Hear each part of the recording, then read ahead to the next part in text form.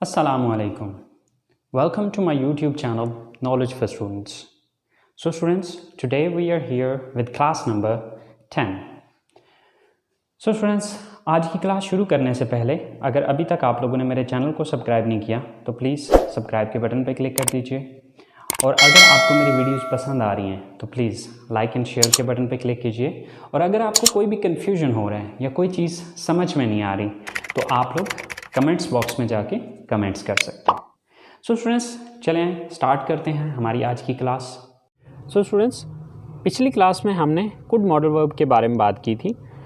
Could modal verb के 5 uses की हमने बात की थी, जिसमें से हमने फर्स्ट यूज़ डिस्कस किया था जो कि था फॉर पास एबिलिटी। आज हम इसके जो बकिया 4 यूजेस हैं उनके बारे में बात करते हैं। तो चले आएँ शुरू करते हैं। स्टूडेंट्स, कुड मॉडल वर्ब का जो सेकंड यूज़ है वो है for polite request.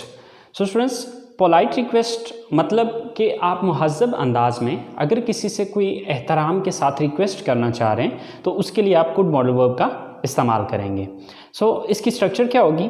Could plus subject plus first form of the verb plus object और other word plus at the end you have to say please. So students, मिसाल के तौर पे क्या मैं यहाँ पर बैठ सकता हूँ?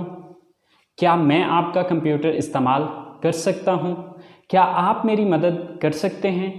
क्या आप मुझे अपनी किताब दे सकते हैं? सो स्टूडेंट्स, इसी तरह से बेशुमार ऐसे सेंटेंसेस हैं जिसमें आप किसी से कोई रिक्वेस्ट करना चाह रहे होते हैं। सो पोलाइट रिक्वेस्ट के लिए हम कुड मॉडल वर्ब का यूज़ कर सकते हैं। सो स्टूडेंट्स, चले आए देखते हैं। सो क्या मैं यहाँ पर बैठ सकता हूँ? So first of all could, then subject क्या है यहाँ पे? मैं, कुड आई। देन वर्ब क्या है यहाँ पे? बैठना, कुड आई सिट। कहाँ बैठने की बात हो रही है? यहाँ, here. Could I sit here? Eight the and please. Could I sit here please? Could I sit here please? क्या मैं यहाँ पर बैठ सकता हूँ? सेम लाइक दैट, क्या मैं आपका कंप्यूटर इस्तेमाल कर सकता हूं? So first of all could, then subject क्या है? मैं, mean I.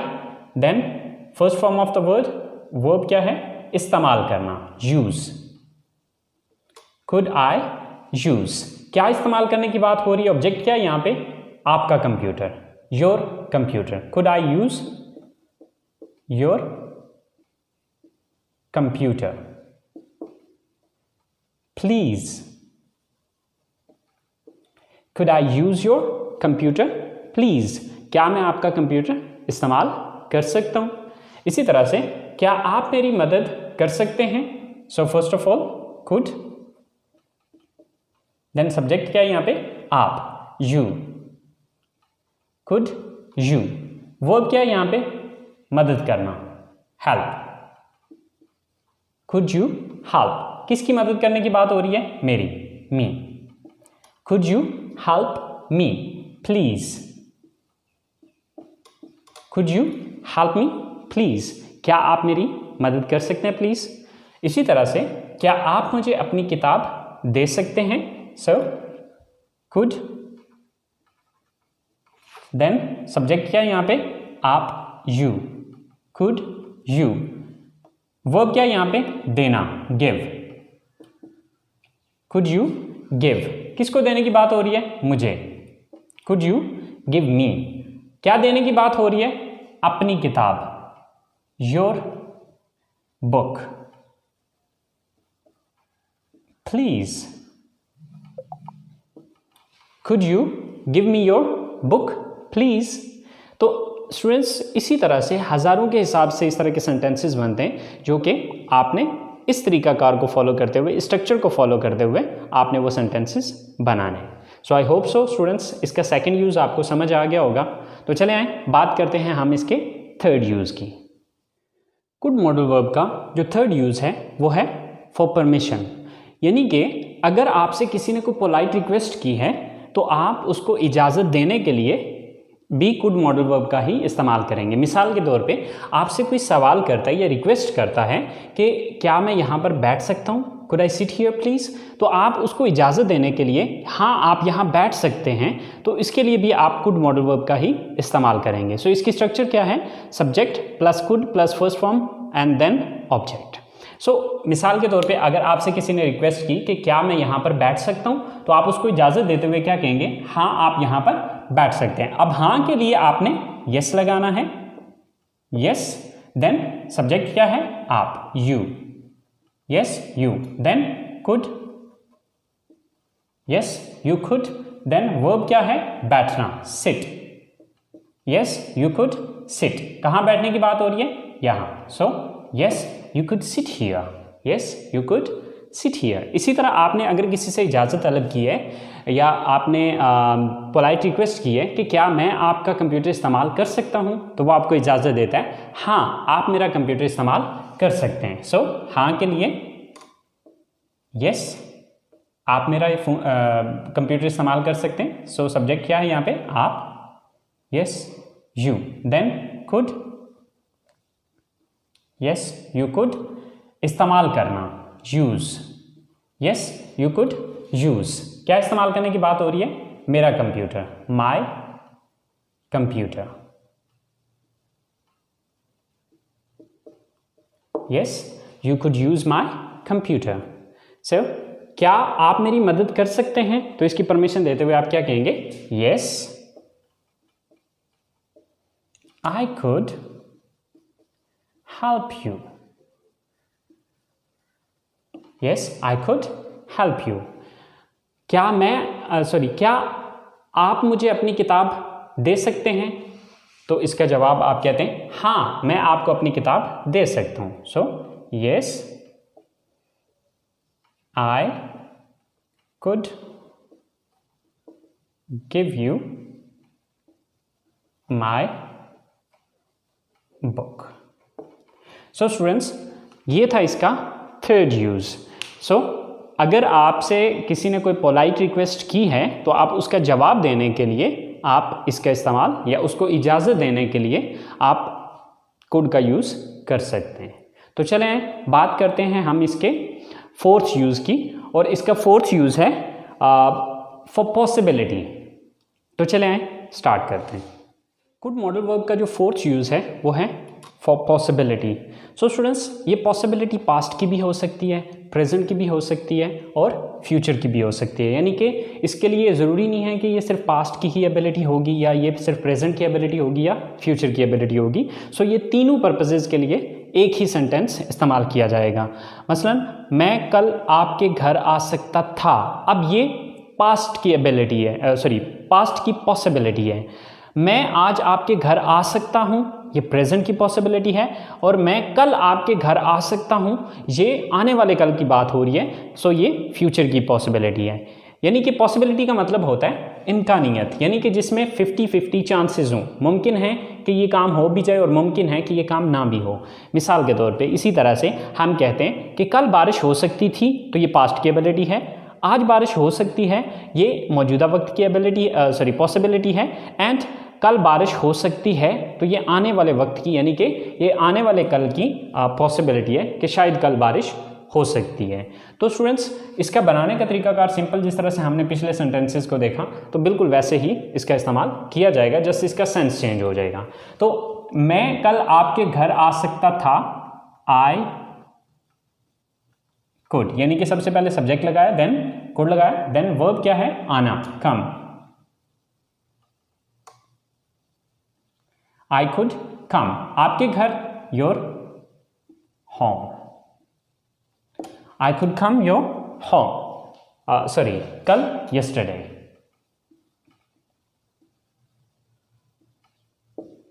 I could come your home yesterday, कल मैं आपके घर आ सकता था। मैं आज आपके घर आ सकता हूं, I could come your home today, क्योंकि आज की इंग्लिश क्या है, today। अब देखें कि अगर आप इस सेंटेंस को देखें और इस सेंटेंस में देखें, तो फर्क सिर्फ आ रहा है yesterday and today का, राइट? क्योंकि गुजरा हुआ कल yesterday, आज today।